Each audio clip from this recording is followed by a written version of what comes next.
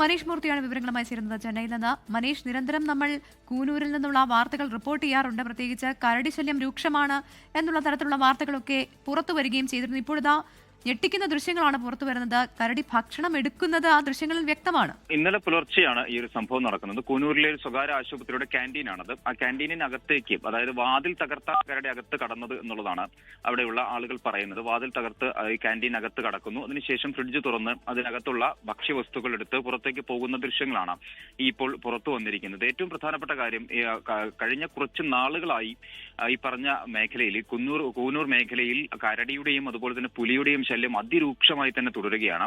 കഴിഞ്ഞ ഉപാസി എന്ന് പറയുന്ന ഒരു സംഘടന, ഒരു സംവിധാനമുണ്ട്. അവിടെ അതിന്റെ മേഖലകളിലൊക്കെ വലിയ തോതിൽ പുലിശല്യമുണ്ട് എന്നുള്ളത്. എല്ലാ ദിവസവും ആളുകൾ പുലിയെ കാണുന്ന രീതിയിലുള്ള അത്ര ഭീകരമായിട്ടുള്ള ഒരു സംവിധാനം അല്ലെങ്കിൽ ആ ഒരു സാഹചര്യമാണ് ഈ പറഞ്ഞ കൂനൂർ എന്ന് പറയുന്ന മേഖലയിലുള്ളത്.